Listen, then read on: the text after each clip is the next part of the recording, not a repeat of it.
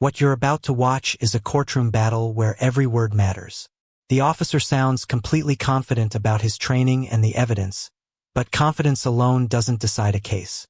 Stay with this one because the body cam footage is about to become the center of everything. Which is part of the test itself. I instruct you in how to stand prior to the test. Then I give you other instructions on top of that to see if you maintain knowledge of what I instructed you to do in the beginning. He did not maintain that position. He had multiple missed heel-to-toe steps, as I described. He did not touch heel-to-toe. His turnaround was not conducted as instructed to do so. And then on the return, he also had multiple missteps. And can you summarize the basic concept of why this test is important for the jury, like what you're looking for? Looking for the missteps, the failure to follow instructions, when given multiple tasks, as well as the ability to perform the motor function to make the turn at the end of the 9 steps. And did you also recite the instructions for this test to Mr. Cotton like you did with the one-leg stand? I did, and demonstrated as well. Did demonstrate as well? Judge, could we have the officer come out of the box to demonstrate the way he demonstrated it for Mr. Cotton on that night? No Yeah. objection, Your Honor. Yes, please step down. For the walk and turn, I'm going to go this way. The suspect is instructed to place the right foot in front of their left, their hands down to their side, and to maintain this position while I give them the further instructions as well as demonstrate the test. This is actually part of the test. Because as you can tell, I'm standing here pretty normally, no problems. Somebody that's intoxicated, they're going to have problems typically maintaining balance, doing this number as I'm showing you guys. So I place the person in this position, I give the instructions as to how they're going to conduct the test, and then I introduce the test. The test looks like this. You're going to take 9 heel-to-toe steps down, 9 heel-to-toe steps back. When you reach the beginning 9 steps, you're going to take a series of small steps to turn yourself around, and then take your 9 heel-to-toe steps back. I will demonstrate how that's done. 1, 2, 3. I stop at 3. It's for tactical reasons. At 3, we're able to turn with our suspect in a certain position without ever turning our backs to the suspect. So we always stop at 3 when we're demonstrating. Using a series of small steps, you're going to turn yourself around, and you're going to take 9 heel-to-toe steps back. 1, 2, 3. And that's the conclusion of the test. And based on your training, how many clues are you trained to look for in the walk and turn to determine impairment? I look for, throughout a totality of the tests, all tests combined, 6 to 10 is what we typically look for. And was the defendant able to perform the walk and turn without showing signs of impairment? No. Right. And did you see enough clues based on your 3 field sobriety tests to believe that the defendant was impaired? I did. And that particular test, the walk and turn, you've been trained to do it a certain way. Yes, Did you perform that test with Mr. Cotton in the way that you were trained? I was.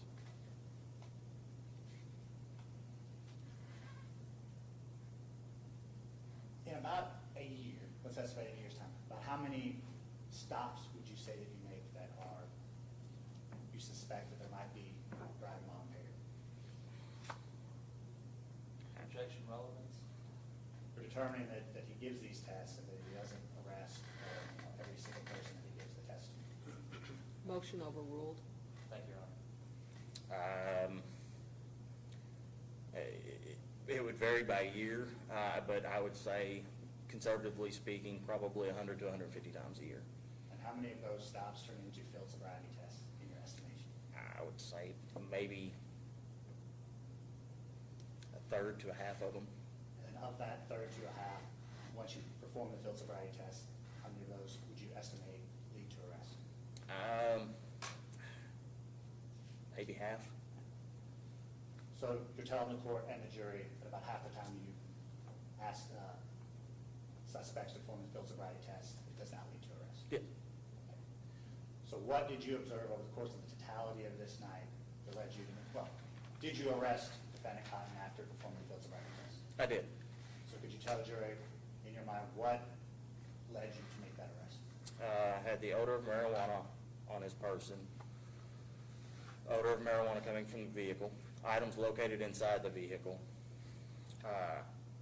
the clues indicated throughout the duration of the standard field sobriety testing, as well as the items located on his person. All right. So once the arrest was made, what did you do next with the defendant? He was transported to Methodist Hospital, where I read implied consent. I was requesting a test of his blood for evidentiary purposes. Mr. Cotton was read the implied consent. He was given an opportunity to contact an attorney as per the implied consent. During the course of the implied consent, you're given 10 to 15 minutes to contact and communicate with an attorney. After that time, Mr. Cotton refused to consent to the test, at which time he was taken to the Henderson County Detention Center and lodged. Let's just take a short step back. You took him to Methodist Hospital, you said, Yes. right? Is that normally where you take people suspected of drug-related DUIs? Yes, And that's. why are they taken to the hospital instead of a detention center? We take them to the hospital for the blood draw. We cannot use the intoxilizer, it's for alcohol, so we have to go have a registered nurse, phlebotomist, someone of the medical profession that is eligible to draw their blood, so we take them to the Methodist Hospital lab. And you stated that you read the implied consent warning to him at the hospital? Yes.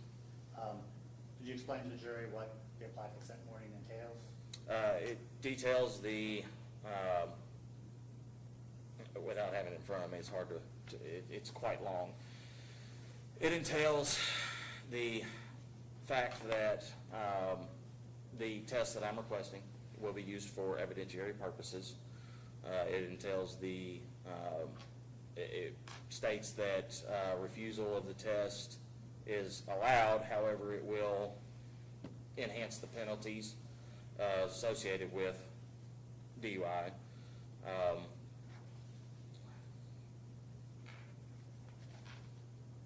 I can't recall.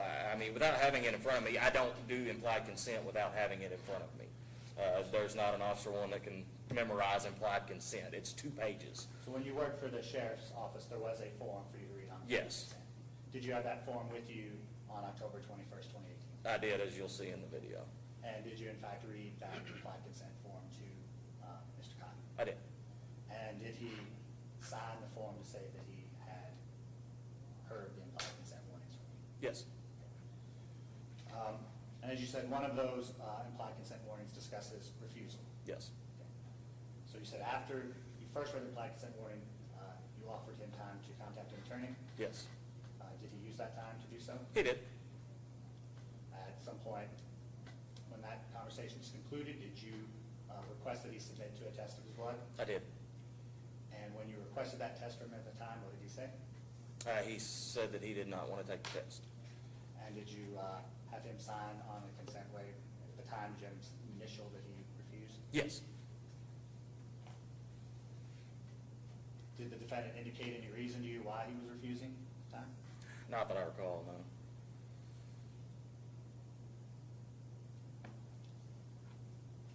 After defendant Cotton refused to submit to the blood sample, what happened next? He was transported to the detention center where he was lodged for the DUI charge. And at the detention, did that conclude your interactions with Yes. defendant Cotton?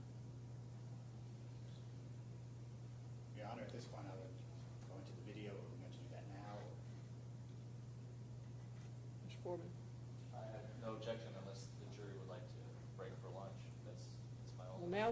now the lunch is not gonna be here till a little after 1, but does anyone need a break before it begins? A restroom break or anything like that? Okay. All right. All right, Can you all see the video? Your Honor, You may.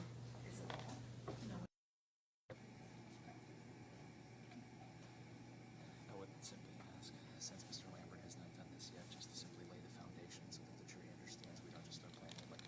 Bye-bye.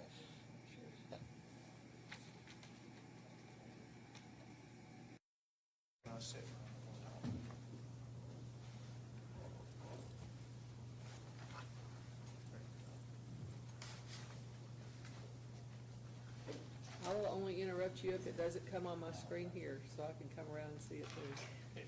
She's not able to get it on your screen? No, we're gonna find out. Officer Fork, as you described earlier, did you have body camera activated during this interaction with Mr. Cotton? I did. At what point did you say that you activated it? After I conducted the collision investigation. And then did you download this body cam footage from October 21st, 2018? Yeah, it automatically downloads from the cars to the sheriff's office server. When you were asked to provide discovery in this case, did you provide that video that you downloaded to us? I did. Okay. Have you had a chance to review that video at any time in the recent past? I have. Okay. Did you find that that video was an accurate representation of your interactions with Mr. Cotton on October Yes, sir, it was. 21st of 2018? It was. Did the video appear altered or edited in any way? It did not. Your Honor, you need me to play a few seconds of the video for him to say that this is the video that I'm speaking of, or can we just? Yes, please, and you may step down, of course, to watch the video. Officer Cracker. I want to turn the TV on until this time.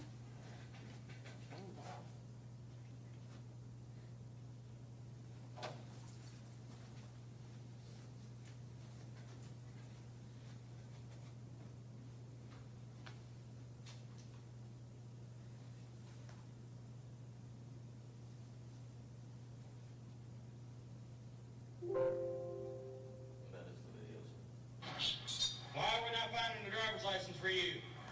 All right, so this is the video that you reviewed. Yes, sir. Can we play it? I'm gonna give you 1 moment, please. We had a change of Okay. clerks, and the previous clerk was prepared. Ms. Bott hadn't had an opportunity. I did not see it on this screen. I do not mind to step down, but I don't know if it's reading in. I have the HDMI plugged in here that should.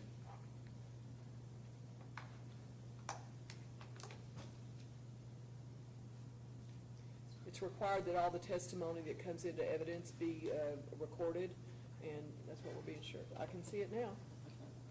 Okay. Do you have a driver's license? Yeah.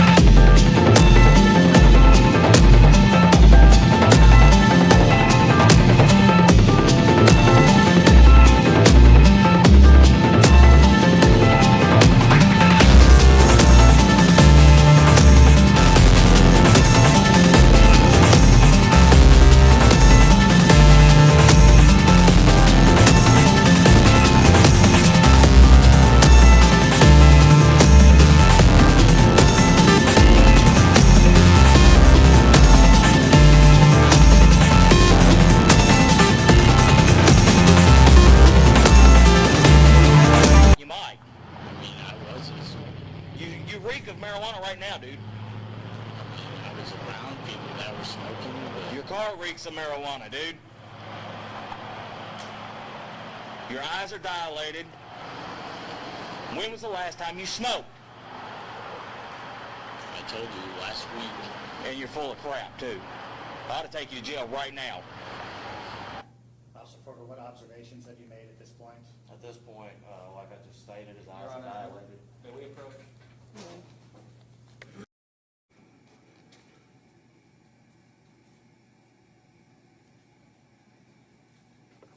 Ask that the Commonwealth refrain from having the officer commentate on the video while it's playing. I mean, he was there. This was an accurate representation of the day. This would be like commenting on a photo or something that was provided. He's more than welcome to comment after the video has been played, but he cannot comment and supplement the video in ways through his testimony to make the video essentially altered by testimony.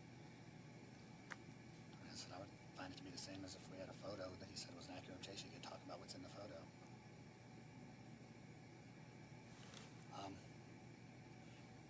We can question. I'll play the video, and then I can go back through You can things play we saw. portions, like you can play a portion and then asking questions with respect to the portion that was just played. Which is when I was paused, asking the portion that was then after the next, the field sobriety test, asked about that portion.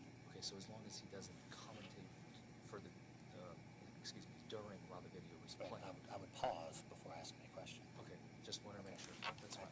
Thank you.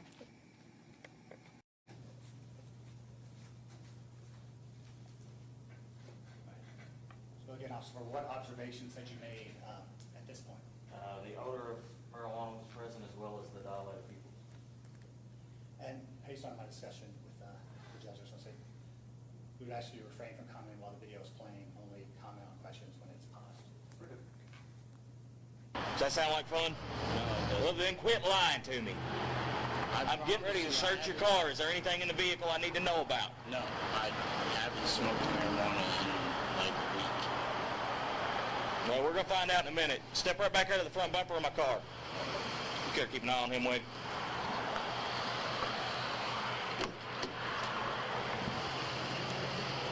.140 control. Where's your keys? What was your traffic? I'm sorry. They couldn't get it. Oh, wait, back. I'll get it stuff. Try to find it. What's your full name? Logan Jacob Cobb. 10-4, stand by. 42 will give it to you in just a second.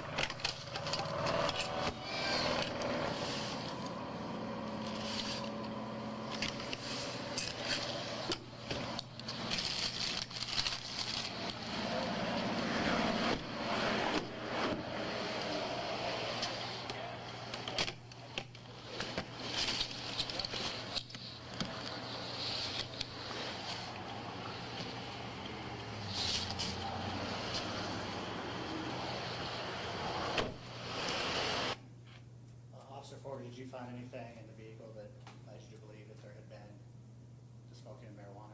As I stated earlier, I saw shake in the floorboard. Like I said, that's basically when they roll, it falls out, it's leftovers, it's too small for them to really take the time to pick up. And then as well as the innard of a Rillo. Okay. And why would the innard of a cigarillo be a clue to you?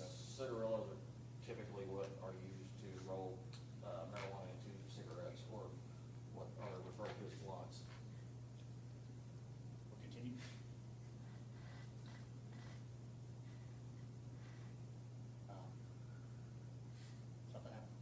smoked within the last couple hours in your car. You got shake all over the car, dude. You got your guts for your Rillos all over the car, dude. My car all today. Okay. Well, we're going to run you through some tests to find out. Put the blanket down.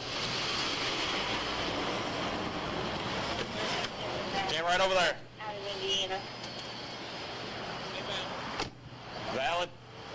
Yeah. Have them attach it to the cab, please. All right, first thing I want you to do is I want you to take a step forward. One step.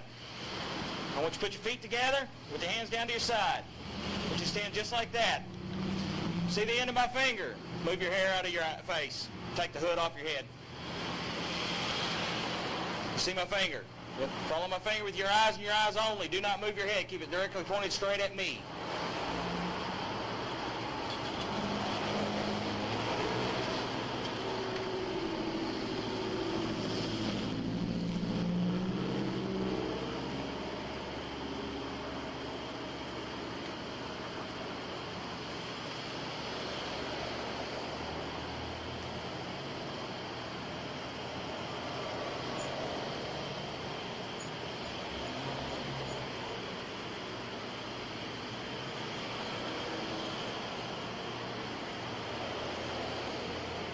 Don't turn your head. Keep it pointed straight at me.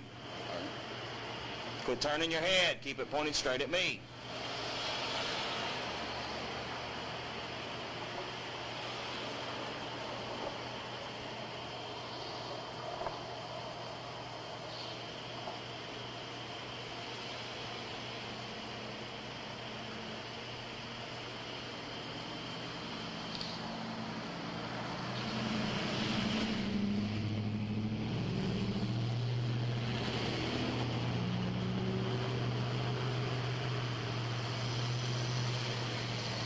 Okay.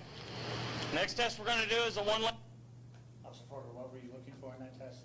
That was the horizontal gaze nystagmus. That was where I was looking for the lack of smooth pursuit, onset at 45, horizontal gaze nystagmus, as well as vertical gaze nystagmus. And did you observe those things? I did. I observed the lack of smooth pursuit as well as horizontal gaze nystagmus.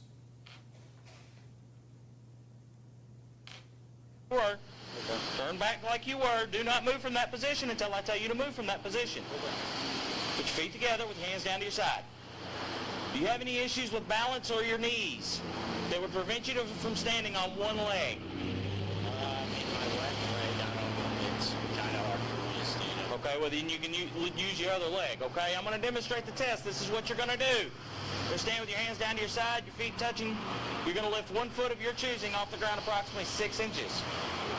You're going to keep your toe pointed forward, and you're going to count out loud. 1001, 1002, 1003. You're going to continue on to 1030, or until I tell you to stop. This is what the test is going to look like. 1001, 1002, 1003, 1004, 1005, 1006. You're going to continue on to 1030 or until I tell you to stop. You're going to look at your toe the whole time you're counting out loud. Do you understand the instructions? Okay. When I tell you to begin, you can begin the test.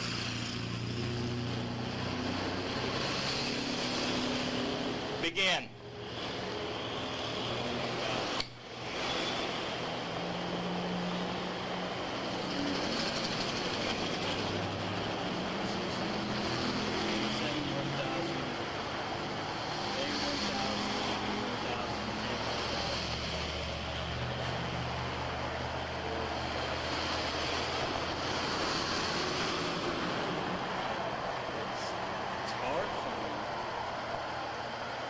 Okay, stop.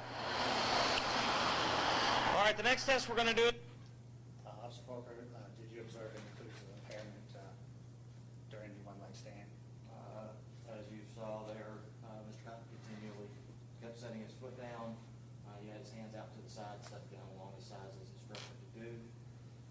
This is one of the biggest moments in the entire stop. Every movement from here on could influence what happens next. Watch carefully, nothing is accidental now.